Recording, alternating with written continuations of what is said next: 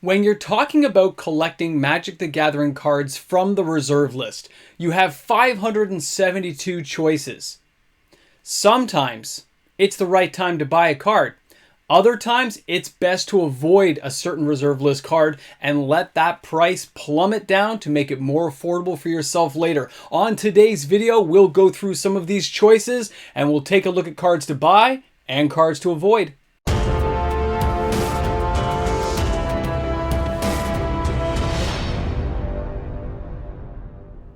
Hi everyone, welcome back. MTG Moxman here, and thanks a lot for hanging out with me today on the channel. If you're new to the channel, smash that subscribe button, join in the fun. It's free to do, doesn't cost you anything, and does help me get closer to 20,000 subscribers. I know it's a big ask, but I'm hoping to get there one day. So hit that subscribe button, cheer a little guy up.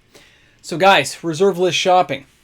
There are times to buy cards, there are times to avoid cards. When the market is the way it is right now, I'm buying a lot more than I normally would. I haven't even done any videos on it. I've just been picking up cards. Whenever I have a spare couple of bucks, I am throwing it at some reserve list cards that I've wanted for a while. Cards I think are underpriced. Cards I think are underappreciated in today's time. It doesn't mean these are ever going to hit it big. That's not the point of me collecting the cards. The point of collecting them is because I want them. I don't have enough of the ones I would like to get my hands on. And at this point, some of these cards are 50 to 70% off. It's like bargain basement hunting. And you actually know what you're going to pay ahead of time before you go up and ask them. You just know the price already. You're like, hey, this card's only like $1 now. This card's $3. I've always wanted to have 20 or 50 or 10 or 2. Whatever your number is, you have an opportunity. But at the same time, there are times to avoid cards. When a card is starting to drop and you're kind of tempted to jump in and buy it, slap yourself. No!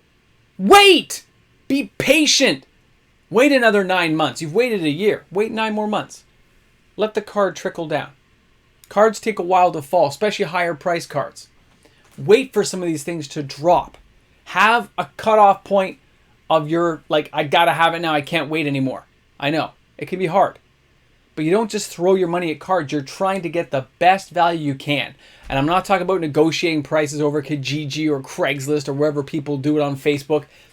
I'm just saying, wherever you're buying your cards, be it at a store, whatever, when they reprice things, relist things, and the price goes a little bit lower, eBay a little bit lower, try to get the best deal you can.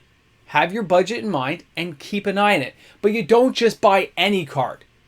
Unless your list is very small or less, money is not an object for you. If you can just throw money in anything, hey, kudos to you. Congratulations, you're rich.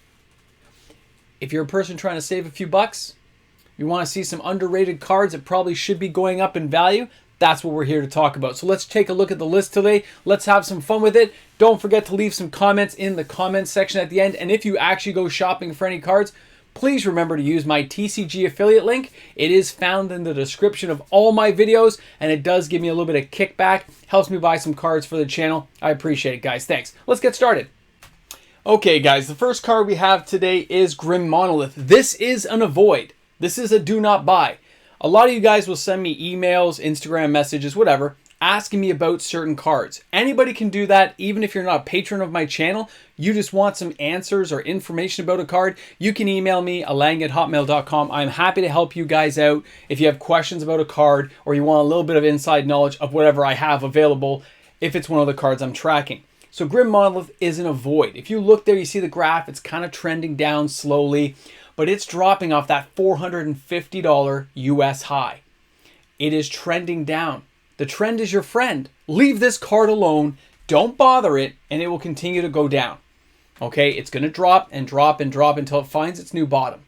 Nobody knows exactly where that bottom is, but I'm trending this card all the way back down to about 200 bucks. So you give this thing another 6 months at the continued pace it's at, and we'll have cards in the moderate played to light played around 200 to 220 US, and that will save us $70, $80 in value. So just keep an eye out if it's a card you're interested in. You can avoid this card for now. No rush to buy it. Now our next card, Carrion.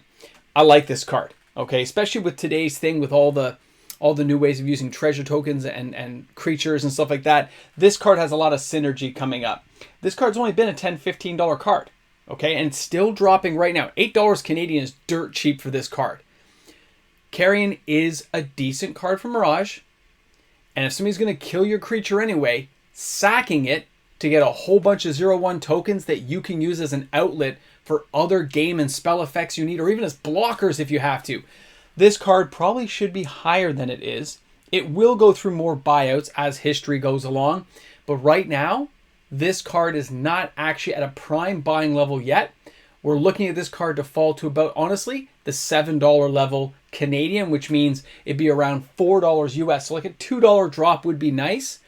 But it's, I mean, at this cheap of a price, you're kind of quibbling over a few shekels. But I would like to see it drop more. I own a play set. I'm not in a rush to get this card. Either are a lot of you guys. If you're playing Commander, one copy will do. But anyone who's trying to spec on a card or gather more knowledge, this one can drop a little bit further. You can wait and pick up the pieces later on and just, enjoy it at at a later date. The next card we have is Well of Knowledge. That's from Weatherlight, $12 Canadian, near mint. The average price was only $6.32. This card is at a buy level. When you see the pricing this low and realize that a card like this in Commander with cards like Sheoldred allow you to have a drawing opportunity, and your opponents will be, they don't really want to draw if they're going to take 2 damage for every card they draw and tie up 2 mana, where you're using 2 mana to draw a card and gain 2 life. A lot of advantage for a card like this when placed into a deck with Sheoldred. I'll be curious to see where it goes later on. This card is definitely at a buy level at this point. It may still dip down lower, but that US price is pretty tempting. TCG Player had copies for around $4.20 US for moderate to light played, so interesting. Now the next card is Bubble Matrix, $20 Canadian. This card has spiked up a few times. It's been as high as 25. I would like this card to be lower than what it is, but I'm not sure this is one of those cards that's going to get there anytime soon. Yes, it's a forecasting cost generic, but all damage dealt to creatures is reduced to 0, so it stops all those kind of nasty spell effects from just dealing damage. You're not going to have things Banefire, Fireball, Lava, whatever. You have to deal with this, which is interesting. You better have a way of getting a card like this gone, which means it may not drop in value the way players think. I would like to see it drop probably in there $4 or $5 to make it a real good buy and grab a couple of extra copies. It's just one of those cards you do want to have for it. Now the next card is Quirion Druid. This is definitely at a buy level. This card's been as high as $15 to $20 US. This is one of those cards I've spoken to you guys about before. $5 Canadian near mint locally. And remember what this can do. Forget the fact it costs 3. Forget the fact it's a 1/2. That doesn't matter. It's its tapping ability to make any target land into a 2/2 creature that you can shock, bolt, destroy, get out of your way, clear the battlefield. This is a disgusting card when played in the right deck, okay? Cards like this have value, and it's very underappreciated and underrated right now. This card I consider at a buy level.